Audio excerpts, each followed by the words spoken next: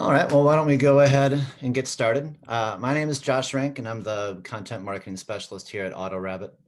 Our speaker today is going to be Vignesh Ravi. He's the pre-sales technical lead here at AutoRABIT.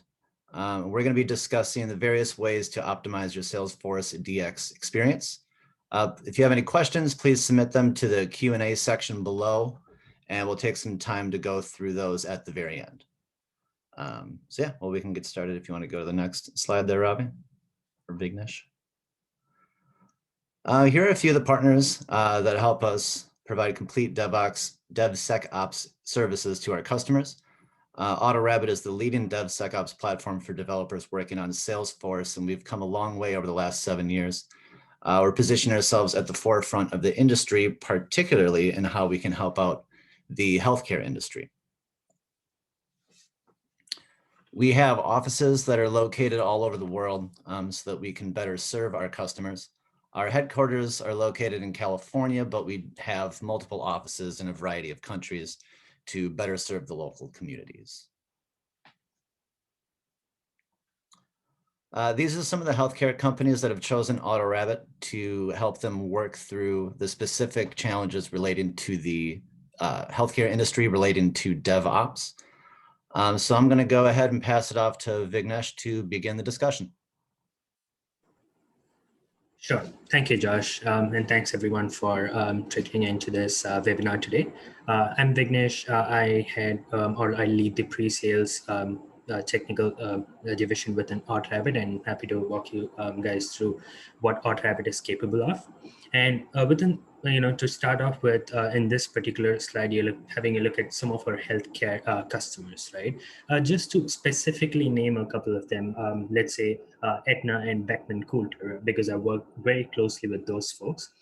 Aetna, for instance, we're using and scripts and change sets for Salesforce deployments. So they made their intent very clear when they reached out to AutoRABIT saying that, hey, we want to get out of and scripts. We don't want to use change sets anymore.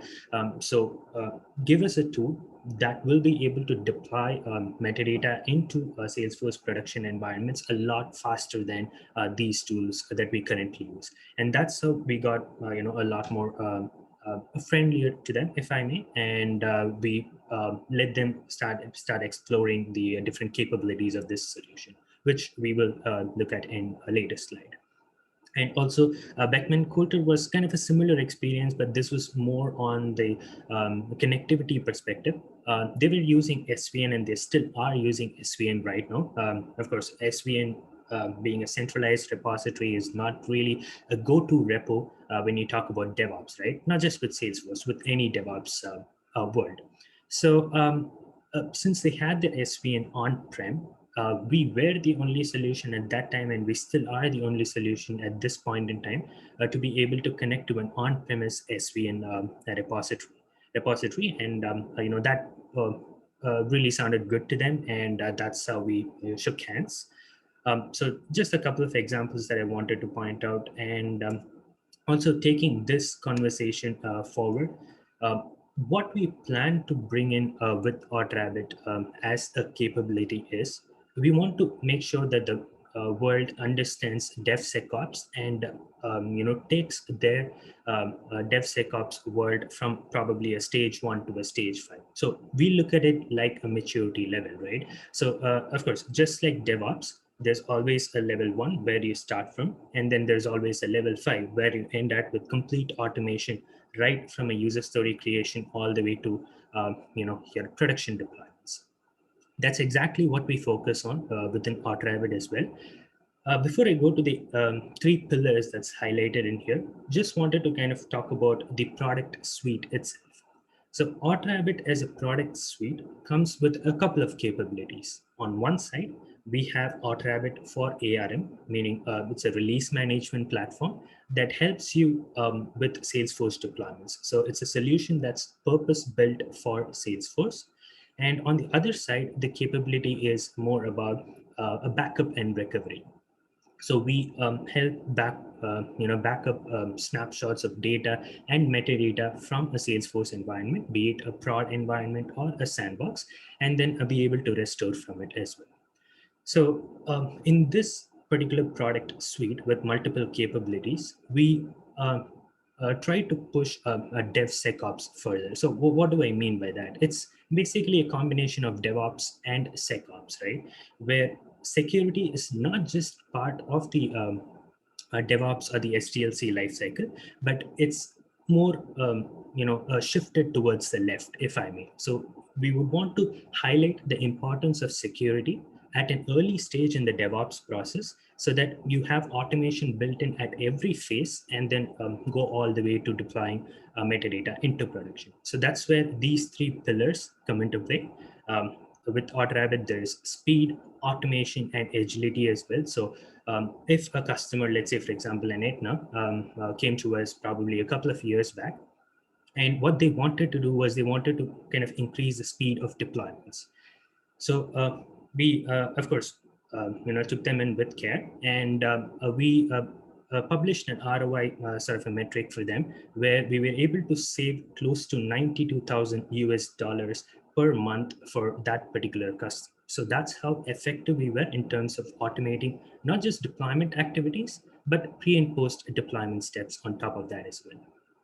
And of course, any solution in the SaaS world these days has to come with security inbuilt, right? So AutoRABIT or Vault, which is the backup and recovery offering, comes with that sort of compliance for security standards. Again, that's something that we will cover a little later. And we also have intelligent reporting and dashboards, not just for an admin or a developer, but also for the management team.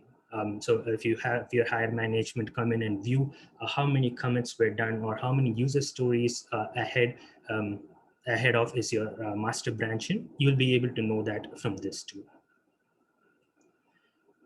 So before we jump into the capabilities of the two solutions, AutoRABIT and Vault, we'll talk about some of these buzzwords here, right? We've always heard about continuous integration, agile, DevOps, CD, continuous delivery, and continuous deployments. So what exactly are they? I understand some of you folks might know it already, but just to kind of refresh your thoughts on this. CI is something where automation plays an important role. So you want to be able to emphasize on the process, on the people, the culture, and also on the tools to be able to promote that automation when you start building your Salesforce deployments. So if you look at this common scenario here, a developer writes code or config changes. Typically an admin does the config changes. And they, when they are ready to push a specific package, a CI/CD build tool comes into play, more like an AutoRABIT solution. And we abstract all the details that go into that particular packaging.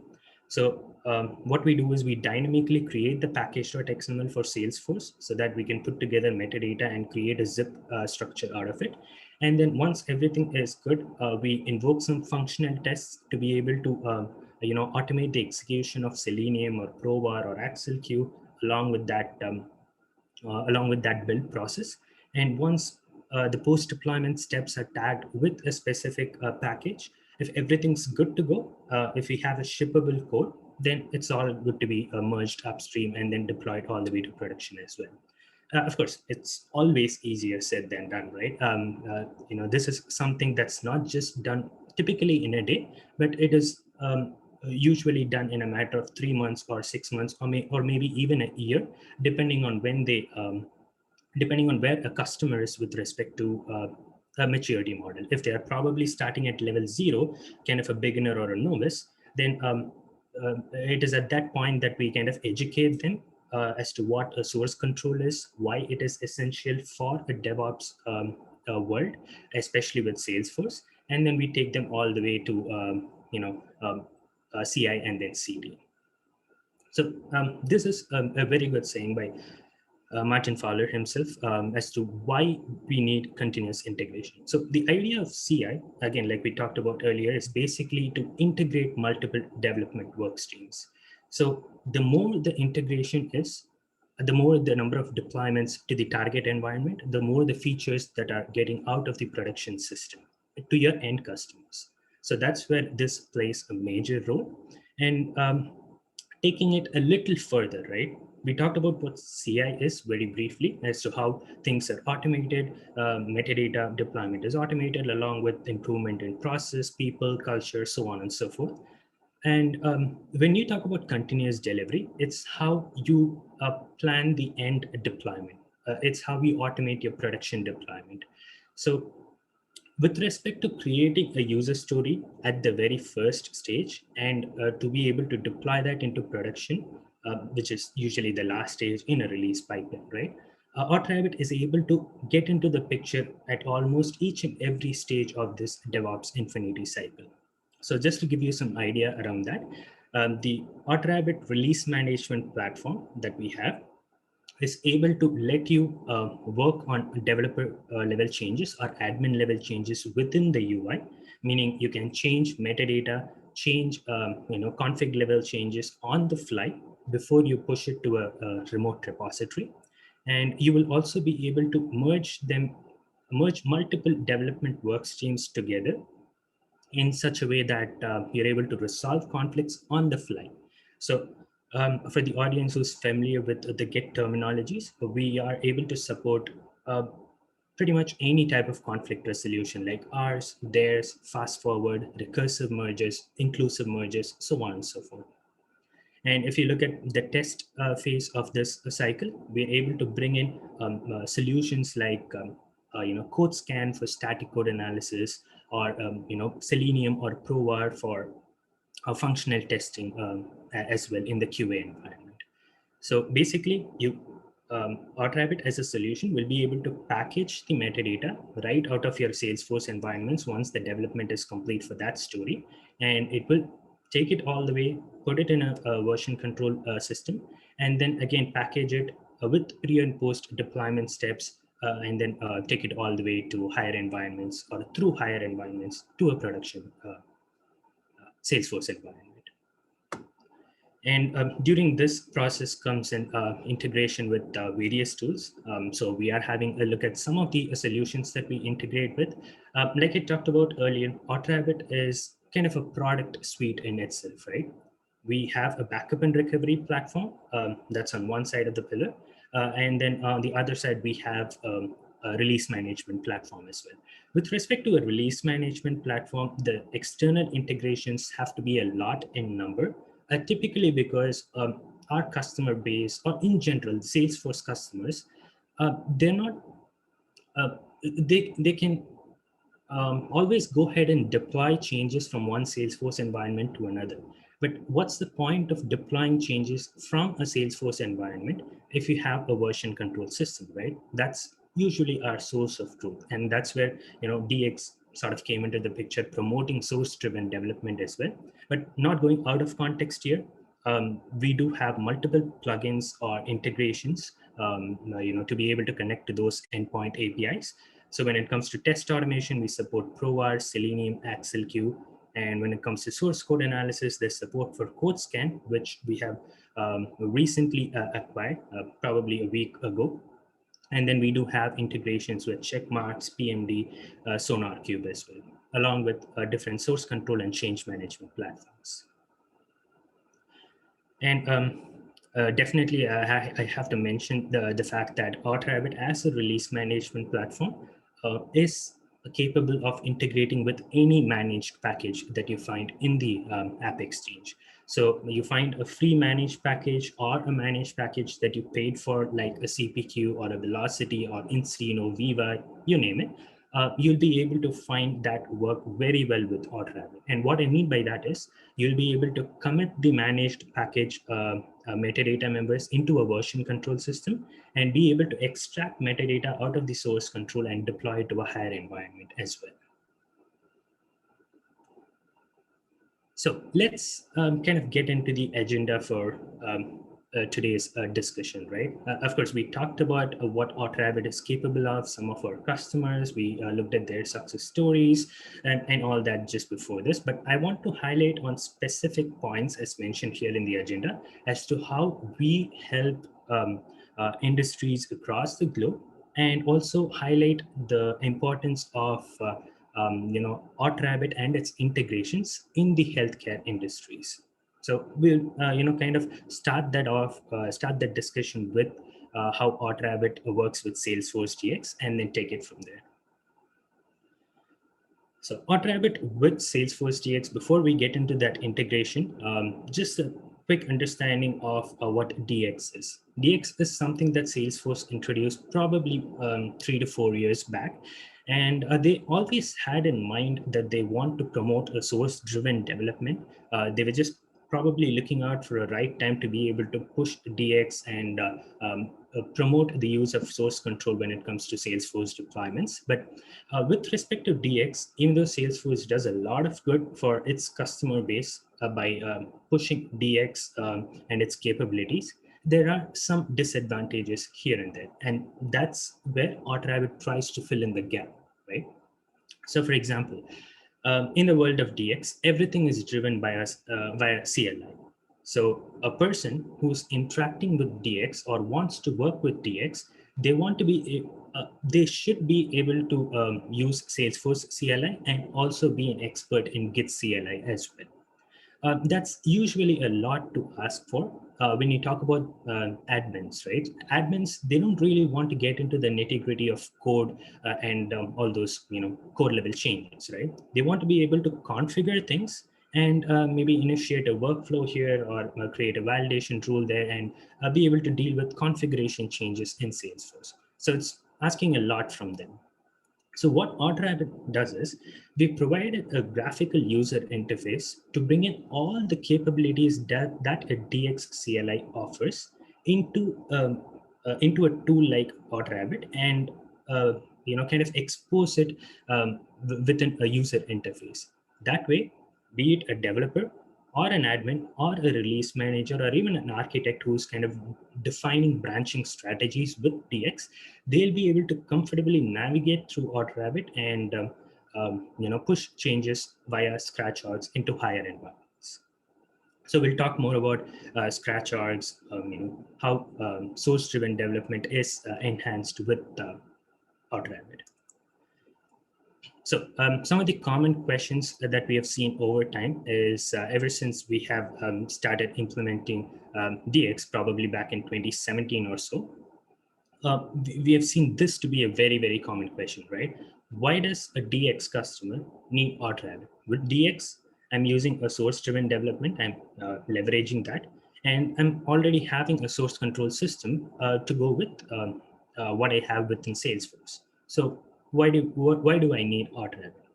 So AutoRABIT basically enhances or rather complements Salesforce DX adoption. So it enhances the usage.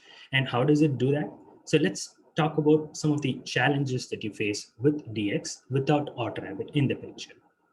So again, going back to our earlier thoughts or comments, right? With Salesforce DX, we have to learn a lot of Salesforce CLI. We have to memorize a lot of comments to be able to authenticate a Salesforce environment.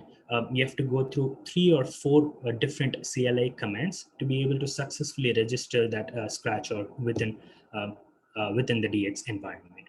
And also, this is not usually a place for Salesforce admins, and we saw that we saw why as well, because they are more on the configuration side of things. And also, when it comes to a creation of a scratcher, so what is scratcher basically, right?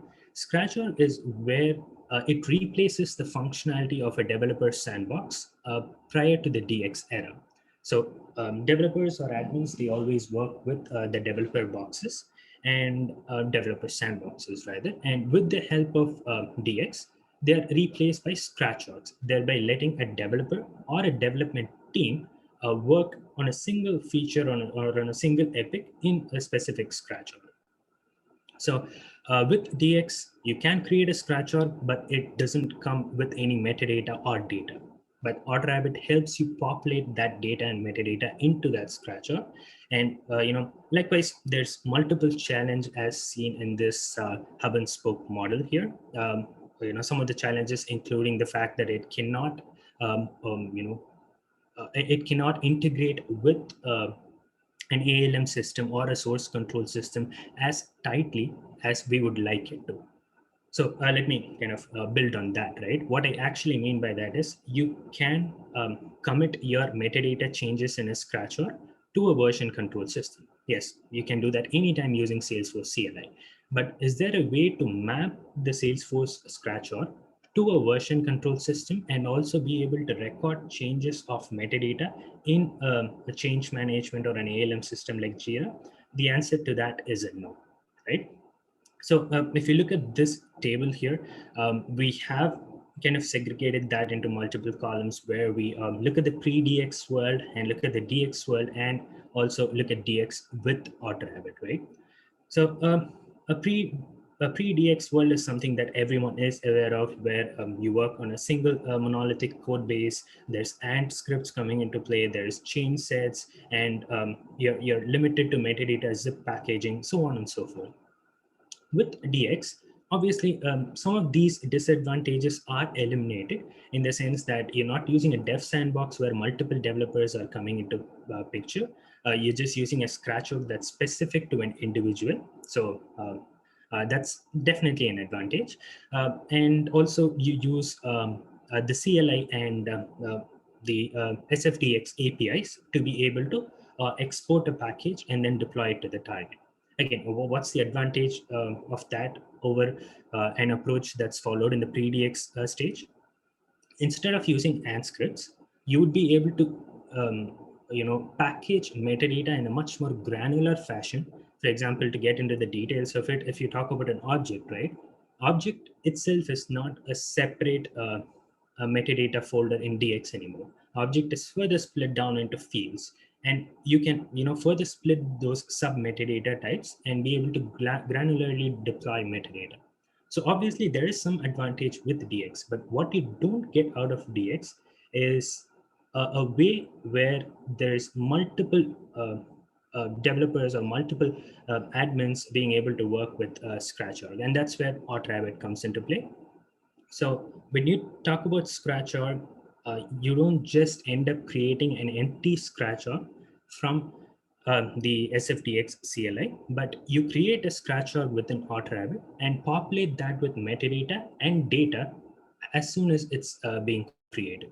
So the moment you end up creating a Scratch.org, you have metadata that your development team can work with. So that's something that's really important because it saves a lot of time in the sense that you don't have to work on creating another deployment package and bringing it all the way back to a scratcher. So that's important. And of course, the integration that we have with the source control and an ALM system, the mapping that we have built in within AutoRABIT plays a major role as well. Because if you think of a scratcher, you typically work on a single feature in a single feature in a scratcher, not more than that, right? If there's multiple features to work with, you end up creating multiple scratchers.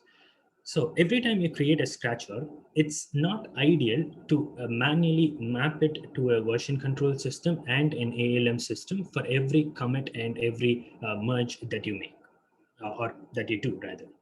So what AutoRABIT does is, when you create a scratcher, the moment you create it, it asks you what user story or work item you should map it to, and what feature branch you should map it to as well. So that whatever changes are made in that particular box or scratcher is moved to that feature branch with updates taken in by that work item that it's associated with.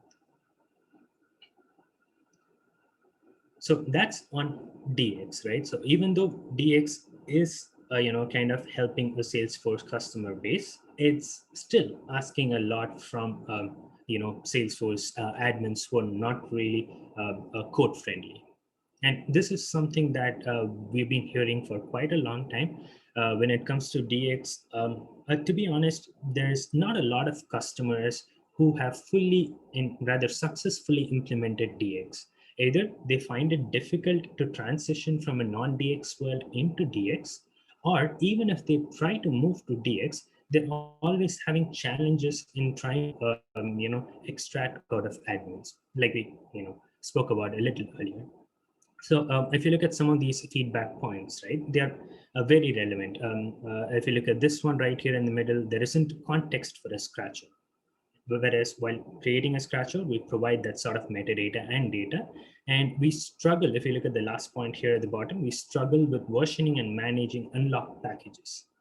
So with unlocked packages, there can be multiple versions. And more importantly, when you create a DX module, you cannot bring in a managed package into a DX module and then create a scratch org out of it. So you have to go through a lot of hassles to be able to do that. That's via the Salesforce SFDX API, right? But with AutoRABIT, you can put together managed packages in a single module and be able to deploy that back into a scratch org and start working on that as well. And just to kind of summarize the talk on DX here, the silos that are otherwise working separately will be tightly coupled with the help of AutoRABIT. So you're no longer working with a scratch org and working separately on an ALM system like a Jira and then separately in a feature branch, but then you're already, you're mapping it together at an early time during the scratch org creation, and then promoting user stories all the way through to a production environment.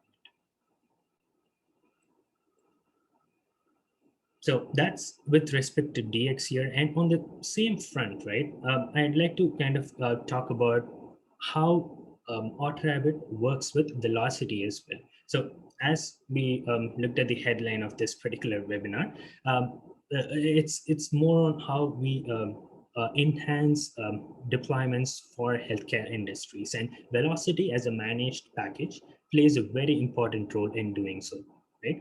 So with respect to Vlocity, here are some of our capabilities. So AutoRABIT plus Vlocity, of course, there is no concept of metadata when it comes to Vlocity managed packages. They're more like Encino, if I may, where you have all these data packs or records that you transfer between environments and then integrate on top of it as well. So with respect to the support that our release management platform has, we work with Vlocity as a managed package and also the Salesforce Health Cloud as well. Of course, Health Cloud is just an addition to the different clouds that we support, which includes sales, service, and some metadata within marketing as well. So when it comes to the managed package Vlocity itself, there is a specific tool called Vlocity Build Tool that's available as open source solution. So that open source solution, again, it's very similar to Jenkins. So it helps you with Vlocity deployments, but then it doesn't go beyond that. So there's no way to automate your Vlocity deployments unless and until you write scripts into those build tools. So what we do is we support the functionality that's supported within the Vlocity build tool, but then we enhance that support in the sense that we help you automate commits and merges of Vlocity data packs into a target source control. And then we also let you deploy in an automated fashion from there. So for the audience who's aware of the Vlocity managed package, there are options to be able to export matrix versions separately. And there is an option to let you go for a pack retry as many as 3 different times. And also we handle multiple levels of dependencies. So if you're, let's say, for example, your Omni script is linked to one of the matrix versions, then we'll be able to bring the other data pack on selection of the first one.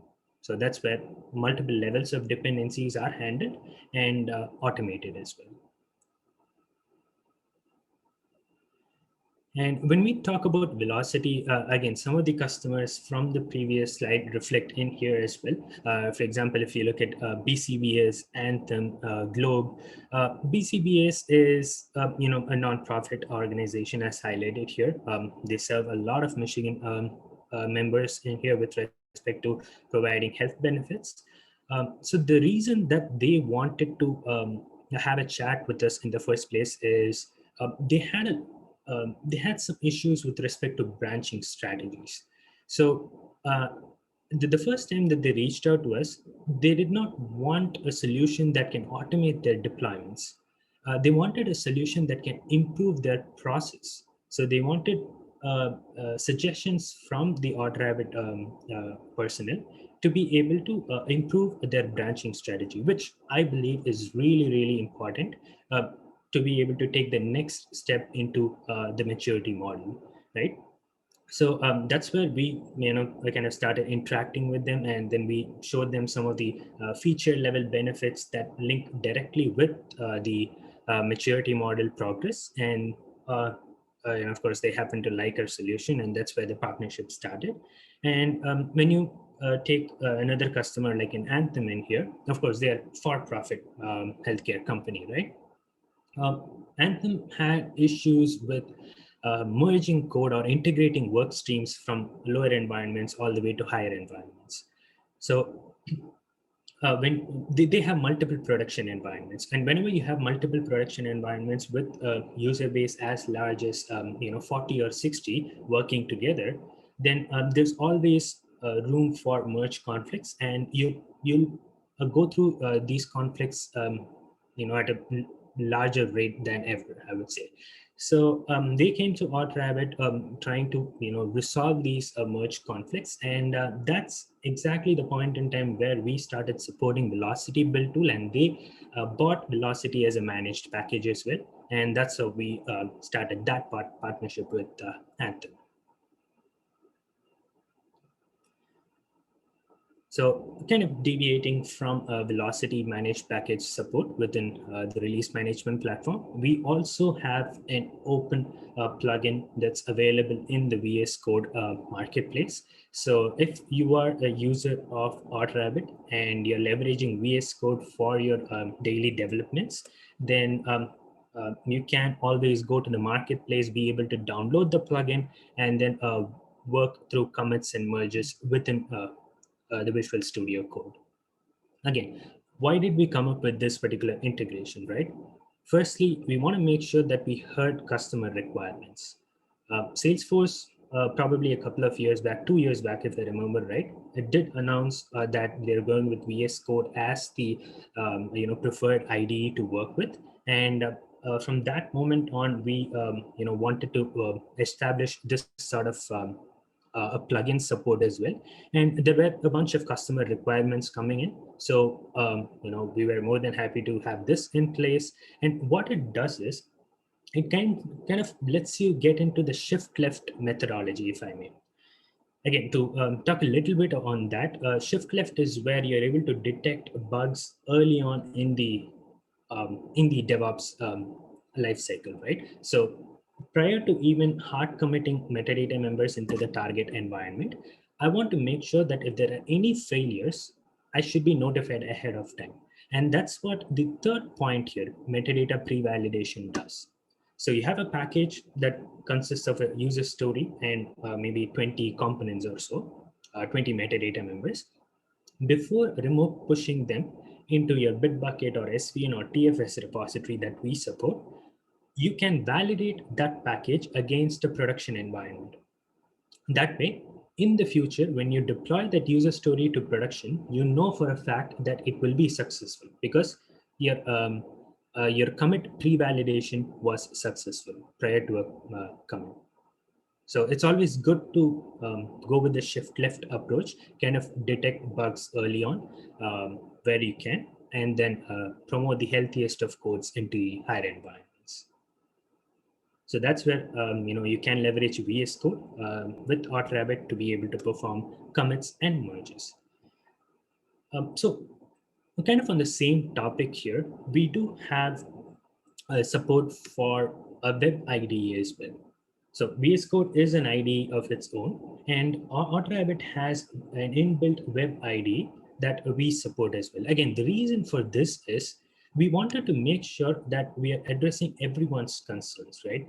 Again, going back to the same point as I mentioned earlier, this helps in aiding parallel developments. So you can think of a scenario where there's multiple Salesforce developers working in a single Apex class, maybe two developers working in a single class where they're making changes related to their user story. That's quite a common scenario, right? So if you use a tool like AutoRABIT, you have to be able to make some changes to that code component or a metadata file before you remote push that into the version control system. So what we do is when you fetch metadata from Salesforce that is ready to be pushed to a branch, we export the entire file system, or rather, kind of bring the entire src folder in here, and you can find your class or trigger or vf page, whatever it is, and then be able to edit it in the ide, the web ide that we offer. Or you can download this file, work with your notepad or again sublime text, it can be any of those editors, and then upload it back into AutoRABIT. So that way we have control, or rather you have control of what code you're pushing all the way to the target branch.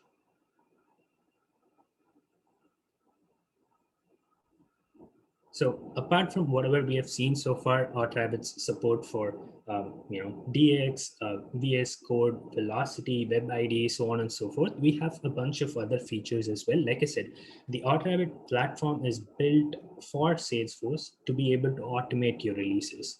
So our ideology is more like we don't want to sell features to the customers, but we want to be able to promote the thought of DevOps and bring them to a level 3 or a level 4 maturity from a level 0. So they are probably in the beginner or novice stage. We want to take them all the way through a CI and a CD process by not selling features, but rather talking DevOps to them, if that makes sense. So when you talk DevOps, of course, inbuilt are these features that come into play, right? So you want to automate your deployments, AutoRABIT can do that. You want to be able to, fetch some sort of reporting for the higher management to be able to view. We will be able to provide those sort of reporting. And if you want to bring in your functional testing scripts that you already have in your Selenium IDE, let's say, then we will be able to add that as a post-deployment activity as well. So we've been talking a lot of metadata here, right? Let me kind of switch over to the data side of things. Metadata migration is something that we have expertise in, and also data loader. The reason that we built the data loader support within AutoRABIT is we want to make sure that customers of Salesforce no longer use CSV files. They're just able to select a source environment, target Salesforce environment, move data between these two environments, and then bring in parent-child dependencies as well. So that's where the advanced data loader is brought in.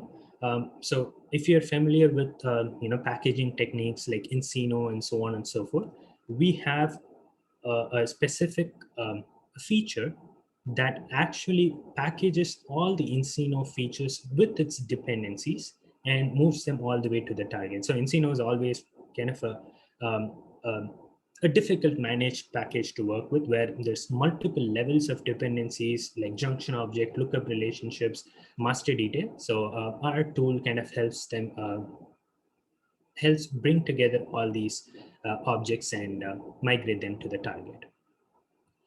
So as I earlier mentioned, we do have compliance with a lot of security standards in here.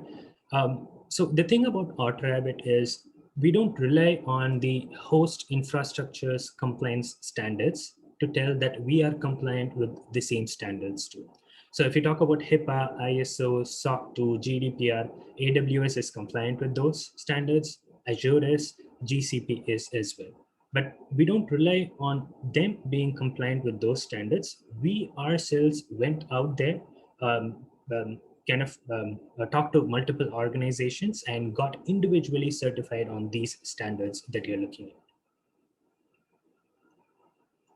Of course, out of which GDPR plays an important role when you back up data and metadata using the Vault offering as well. So just to kind of summarize the security controls that we have, whenever we migrate data or metadata, and if that particular metadata or data component rather is in motion, then it is encrypted using SSL TLS 1.0 or 1.1 or 1.2 as well. We support all these different versions. And when the data is stored, when you decide to store metadata within AutoRABIT or even data, right, there is such an option where you can store it. We don't store it by default, of course. So when you store metadata within AutoRABIT, upon checking a specific UI option, it is by default protected with AES 256-bit encryption. And of course, the login to the actual platform is not just controlled by username and password. We are SSO compliant. We are compliant with any SSO solution that supports SAML 2.0. So you can bring in solutions like Okta, Ping Federate, Auth0, Azure AD, so on and so forth. So in here, I just wanted to talk a little bit about our deployment options as well. So AutoRABIT or Vault, the release management platform or the backup and recovery platform, they are by default a SaaS offering. So when you say you want to be a licensed user of AutoRABIT or Vault, we provide a SaaS instance, a shared instance, and then give access to you. But you can choose other three deployment hosting options with respect to either of these tools, right? So the other three are pretty straightforward. So one by default is a shared cloud instance. The other one is you can have a dedicated cloud that's only to you. So the database, the application, the storage layer, everything is only allocated to your organization so that you can start using that effectively. And we also have a private cloud hosting model where you can host AutoRABIT or Vault in a private cloud within your organization. So it doesn't have to cross the borders of your firewall and get into internet traversal, if I may. And at last, we also have the on-premise deployment options for both these solutions, where you're able to install AutoRABIT or Vault in your actual servers, not in any of the cloud environments.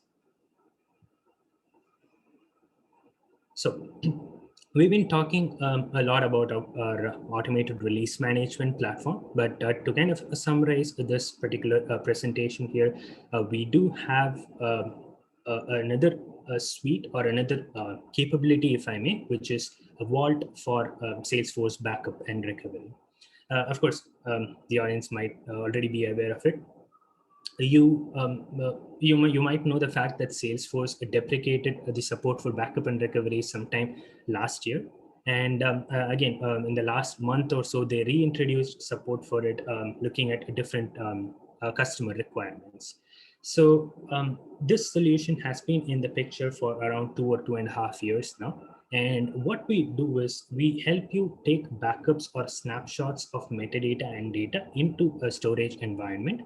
And more importantly, it's snapshots that are point in time, right? So if you initiate a backup right now for your data records or metadata objects, it's a snapshot in point, that's point in time, meaning at that point in time, whatever metadata there is, whatever changes there are, we will go ahead and back that up into either your storage or a storage system that's supported by us or managed by us rather.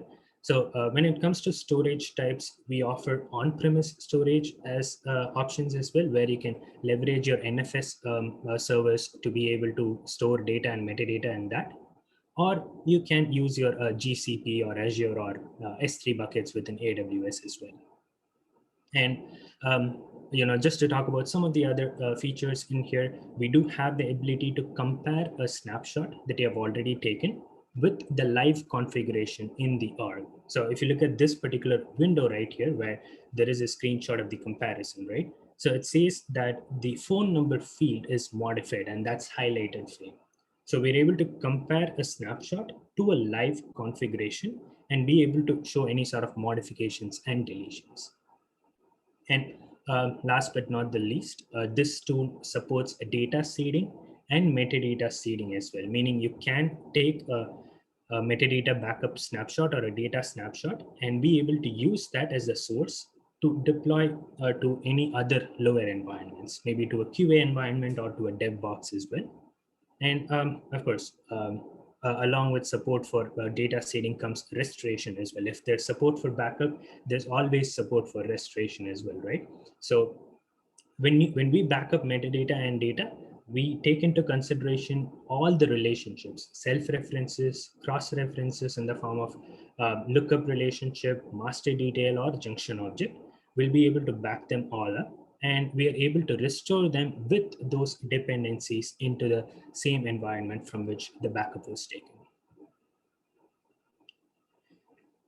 So that kind of summarizes my technical presentation for today.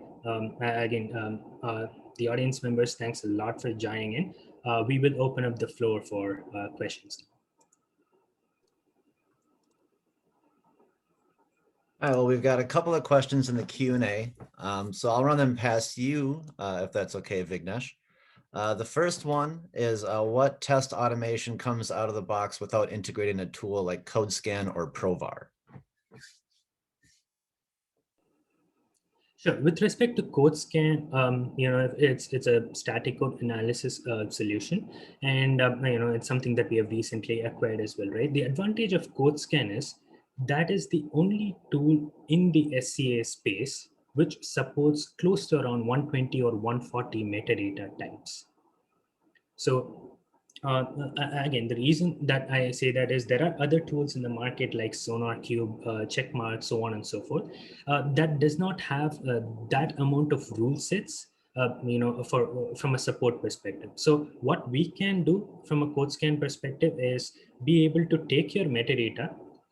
You might have created rule sets in CodeScan already, validate that metadata against those rule sets, let you know what is failing or what is passing that validation criteria. There might be some major violations or minor violations. And more importantly, with AutoRABIT, right, you can go ahead and mark a build as unstable if your code scan violations are crossing a specific number. So let's say you shouldn't ideally be crossing the number 5, right, with respect to the major violations in code scan. But if your build, if the AutoRABIT build throws 6 violations, which is one more than the violation count, if I may, then we will mark that build as unstable, not letting you deploy further to the higher environments. So that's the sort of support that we have with any, a static code analysis solution. And on ProVar side, we support the .set scripting. So if you use a ProVar IDE to be able to produce those functional scripts, then we will be able to take that in as either a post-deployment step or run just the functional scripts alone in a QA environment on a daily or on a weekly basis, depending on the requirement. Hope that answers the question. Okay, that was great. One more. With Vault, can I recover the data from one sandbox to another? An example being Sandbox 1 and Sandbox 2 exist with the same metadata. Can I take a backup of Sandbox 1 and push that into Sandbox 2 with the correct relationships between objects populated in the records? Absolutely. So towards the end of the presentation, I was talking about data seeding and metadata seeding capabilities, right? So that's where you schedule a specific, not schedule, you configure a specific template within Vault. That template might consist of metadata elements or data records as well. And then you take a backup snapshot out of that particular template, maybe on a daily or a weekly basis, and you can use that backup snapshot to be able to replicate metadata and data into the lower environments. So the source from which you took a backup might be totally different, and the destination to which you're trying to push the backup snapshot might be completely different, hence allowing for data and metadata seeding into lower environments, if I may. Okay, great. Another question came in. How will AutoRABIT identify the user's stories and changes that need to back promote them to lower environments without overriding the development changes? Excellent question. So we have a feature called CI jobs, CI standing for continuous integration, and that will let you, you can schedule that on a daily basis. We recommend, that to be scheduled on a daily basis or based on a webhook. So what typically happens is, as soon as a production deployment is complete, your master branch will be updated at that point in time, right? So if there is a use, if source control is being effectively used, then we can set up some webhooks in the master branch to be able to read those updated commits. And we can take that from the master branch and upload it, or rather deploy it all the way to lower environments. So as soon as the production deployment is complete, metadata is taken from the master branch, it is extracted out of it, and then deployed to the lower environments. That way, the lower environment development changes, they are not affected. Okay, great. Well, that looks like the end of the questions that we have. So I guess we could call it just a few minutes early. Thank you so much, Vignesh. That was a great presentation. And thanks everybody for tuning in. We will be having more of these in the future. So if you liked what you saw, follow us on LinkedIn and Twitter, and we will be sending out invitations to the upcoming events as well. So thank you very much. Thank you everyone for joining. Hope you have a good week.